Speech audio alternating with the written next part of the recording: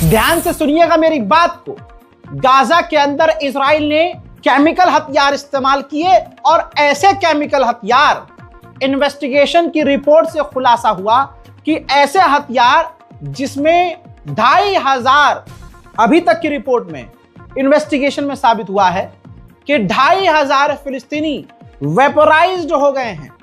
आसान कर देता हूं, ऐसे हथियार, ऐसे केमिकल का इस्तेमाल किया है इजराइल ने गाजा के अंदर कि लोग भाप बन के उड़ गए, मिट गए, उनकी खाल हड्डियां पिघल गई। और भाई साहब, अल्लाह अकबर, हड्डियां, इंसान पूरी तरह से प्लास्टिक की तरह पिघल गया और जमीन पर बह गया।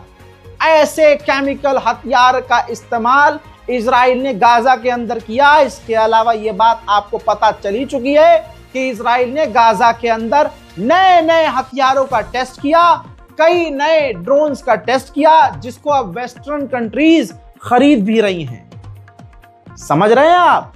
मिडिल ईस्ट स्पेशल रिपोर्ट आप देख रहे हैं। चैनल को सब्सक्राइब करिए ताकि आपको मिडिल ईस्ट की जानकारी रोज मिलती रहे। इजराइल सीज फायर नहीं मान रहा है। पिछले 24 घंटे में इजराइल ने एक बार फिर से गाजा पर बड़े हमले किए, जिसमें 2 फिलिस्तीनी मारे गए और 8 से 10 घायल हैं। नेतन्याहू इस वक्त अमेरिका में है और उसका एक पॉइंट यह भी है कि गाजा के मुद्दे पर डोनाल्ड ट्रंप को नेतन्याहू मनाना चाह रहा है कि सेकंड फेज सीज फायर का सेकंड फेज अभी गाजा में शुरू मत करो। अब देखिए, हमास हथियार नहीं डाल रहा है, जिसका बहाना बनाकर इजराइल की फौज ने गज्जा पर पहले की तरह दोबारा से हमले करने की तैयारी शुरू कर दी है। आपको बता दूं कि इंटरनेशनल कोर्ट, क्रिमिनल कोर्ट ने अरेस्ट वारंट जारी किया है और लगभग दुनिया के सारे देश इस कोर्ट को मानते हैं। अब इन तमाम चीजों के बावजूद ये रही रिपोर्ट,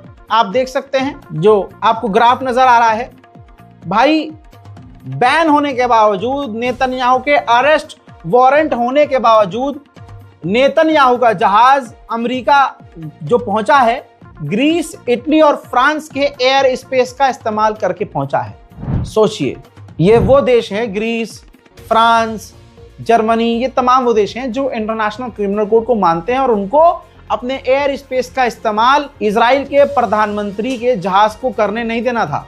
लेकिन यही इनका दोगला चेहरा है, जहां हमें समझ जाना चाहिए। आइए अब जर्मनी की पुलिस का भी कांड दिखाता हूं। ये देखिए, जर्मनी की पुलिस जो भी फिलिस्तीन के लिए प्रदर्शन कर रहा है, शांतिपूर्वक तरीके से सड़क पर उतर रहा है, उसको मार रही है, पीट रही है, केस कर रही है, जेल में डाल रही है। वेनेजुएला पर अमेरिका कब्जा हो चुका है और अब जो चीजें पहले थी अब नहीं रही हैं।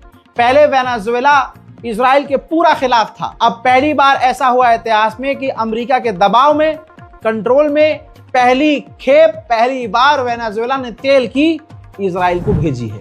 इजराइल की गवर्नमेंट लगभग फिलिस्तीनियों के लिए फांसी का कानून बना चुकी है और इजराइल की जेल अथॉरिटी ने फिलिस्तीनियों को फांसी देने की तैयारी शुरू कर दी है। गाजा के एक 5 साल के बच्चे को इलाज की जरूरत थी, जिसे बाहर इजराइल के अलावा गाजा से निकाल के कहीं और ले जाकर इलाज करवाना था, वरना उसकी जान खतरे में पड़ जाती। एंड मूवमेंट पर इजराइल ने उसको गाजा से निकलने नहीं दिया और वो 5 साल का बच्चा मौत के मुंह में चला गया। वहीं इजराइल सीज फायर के बाद वो तमाम चीजें कर रहा है। देखिए, गाजा के अंदर लगातार जो बची कुची टूटी फूटी इमारतें भी हैं, इजराइल उनको भी ढा रहा है। जर्मनी के बाद ऑस्ट्रेलिया की पुलिस दिखा रहा हूं। ये देखिए, जो फिलिस्तीनी रुमाल है, जी हाँ, जो ये चेक वाला रुमाल होता है, ये फिलिस्तीनी रुमाल कहा जाता है।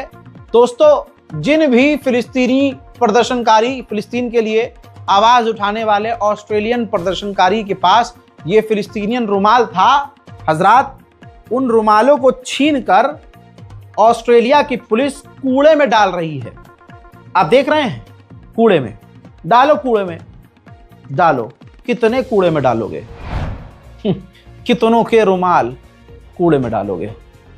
हजरात मोहतरम, इस रिपोर्ट को शेयर भी कीजिएगा और ऐसा रुमाल अगर हत्ते लगे, ज्यादा महंगा नहीं, 100-150 का आएगा, पहनिएगा। जहां दुनिया के बड़े बड़े देश इजराइल से दूर हो रहे हैं, अजरबैजान ने इजराइल से डील की है आर्टिफिशियल इंटेलिजेंस और एडवांस टेक पर। डोनाल्ड ट्रंप की गवर्नमेंट ने जो इजराइल ने ऐलान किया पूरे वेस्ट बैंक पर कब्जे का, डोनाल्ड ट्रंप की गवर्नमेंट ने उसकी निंदा तो की लेकिन खुलकर नहीं की, दबे अल्फाजों में की। अब इजराइल ने जब वेस्ट बैंक पर पूरे कब्जे का ऐलान कर दिया है तो अब उसका प्लान और भी सामने आया है कि वो वेस्ट बैंक से फिलिस्तीनियों को निकालेगा और यहूदियों को बसाएगा। अब ये वेस्ट बैंक की ही तस्वीर है। इजराइल ने लगातार वेस्ट बैंक में मकानों को, फिलिस्तीनी मकानों को तोड़ना शुरू कर दिया है। उधर इंडोनेशिया ने कंफर्म किया है कि तुरंत प्रभाव से, तत्काल प्रभाव से अपने 8000 सैनिक गाजा में भेजने को हम तैयार हैं। उधर इटली ने रहम दिखाया है।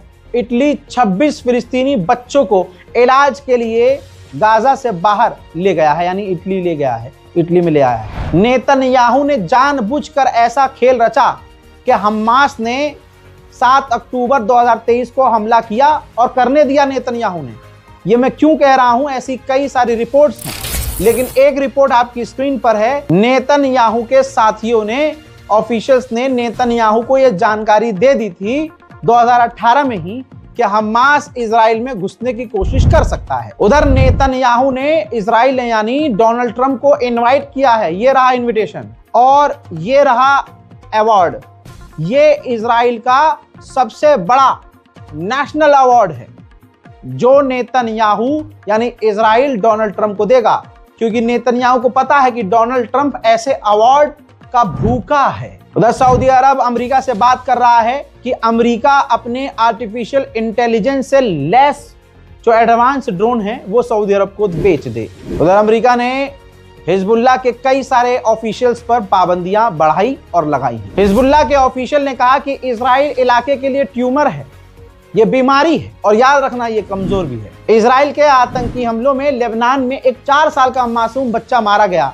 मां की गोद में देख सकते हैं वो 4 साल का बच्चा है जिसे दफनाया गया है। हजरात सोचिए, सीरिया के अंदर इजरायली फौज ने घुसपैठ की, कई सारे सीरियन नागरिक को किडनैप भी कर लिया।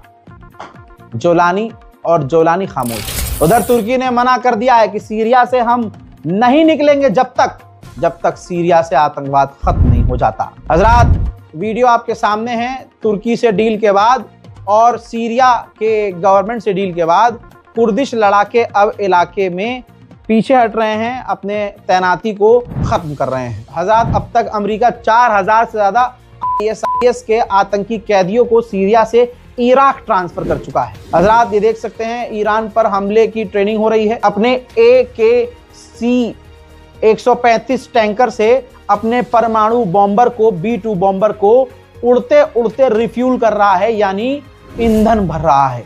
ईरान पर हमले के दौरान ऐसा करना जरूरी होगा, इस वजह से ट्रेनिंग भी शुरू हो गई है। उधर ईरान के खिलाफ जो अमेरिका का सबसे खतरनाक एयरक्राफ्ट कैरियर जॉर्ज बुश है वो ईरान के काफी करीब पहुंच चुका है। लीजिए मैं गुआम एयरबेस दिखा रहा हूं। ये देखिए, पहला है गुआम, अमेरिका के बेस गुआम बेस में जो अमेरिका की तैनाती है, फाइटर जेट ड्रोन नजर आ रहे हैं।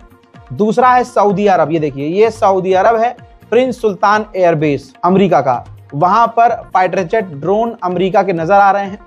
इसके अलावा डियागो गार्सिया है ये सैटेलाइट इमेज, जिसमें आप देख सकते हैं परमाणु बॉम्बर, फाइटर जेट ड्रोन, सभी अमेरिका की ताकत तैनात है। मिडिल ईस्ट स्पेशल रिपोर्ट में फिलहाल के लिए इतना ही। चैनल को सब्सक्राइब कीजिए, वीडियो को शेयर कीजिए, दुआओं में याद रखिए। जय हिंद।